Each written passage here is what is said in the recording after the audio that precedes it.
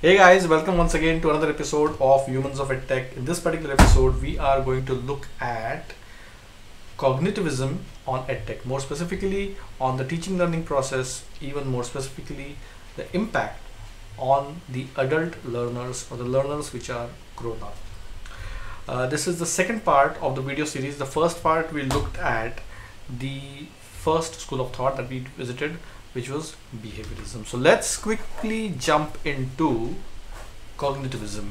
So what are we going to cover in this particular deck? We are going to look at what is cognitivism, what essentially is the impact of cognitivism on the e-learning process, and more specifically on the adult learners. We'll also look at how the learning happens in this particular school of thought. Well, let's just make things super simple.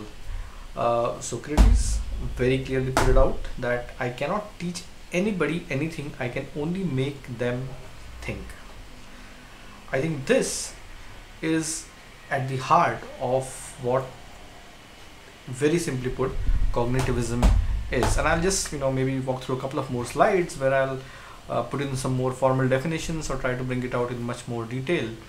But in simple words, everything that we learned in behaviorism, where you have a stimulus and you have a response, where you treat, you look, you observe the external observable behavior and you work on it with respect to modeling behavior, so on and so forth. Plus we also look at the nature of the learner, the mental state, activities, how they code, transform, react, rehearse, investigate, retrieve information.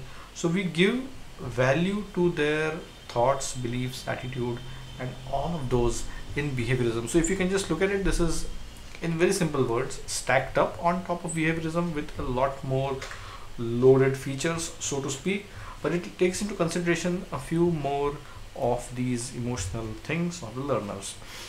All of us at different points in time have looked at the Bloom's taxonomy.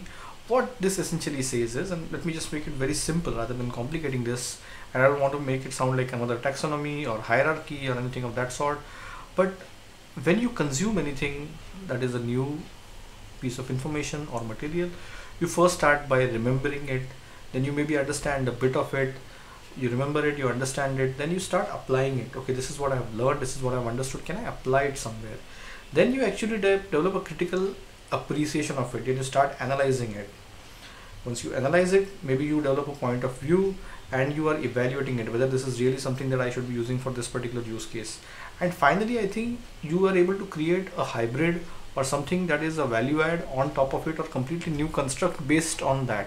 So if you saw, I just traversed the pyramid from bottom to the top, and I just took that this is how you are going to possibly break down, understand, or build on top of any new learning that you have had.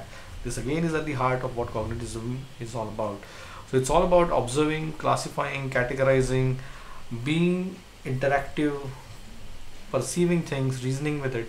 It's not the learner over here is not taken to be someone who's like a Pavlov's dog, who can be conditioned basis of a stimulus and a response, but essentially he or she has a role to play with respect to bringing in various aspects of his or her own personality in observing, reacting, quizzing, responding to what is essentially out there. So that's what cognitivism is all about. So what's the impact on learning? So if you looked at anything that is intelligent, tutoring systems that has adaptive learning path, you want to communicate what are the learning outcomes ahead of time to the learners and help them get attuned, and they pick up some of these things on the fly. So that's all something that is part of the impact that cognitivism has had on e-learning. So problem-based learning, having a predetermined set of outcomes, communicating it very strongly to the people. So that's all an impact of this particular school of thought that it has had. So whenever you see custom learning path, whenever you see a learning path that is personalized for you, that is because of this particular school of thought, and this is something that is the evolutionary response that we have had over a period of time. repetition, skimming, self-paced learning, where you're able to interact with the online environment at your own pace, in your own way. You appropriate the whole environment, you adapt it in your own personally meaningful way. You participate in threads, collaborations, ask questions, respond, upvote, downvote, ask me more questions, anything that is like a Reddit like feature, that's all over here. Self notes, collaboration, private public sharing, social sharing, all of these things, these features essentially have their roots with respect to teaching, learning, with respect to education, with respect to e-learning in this particular theory. I hope this serves as a very simple and a gentle introduction to what behaviorism is all about. There's more that's coming up, so stay tuned.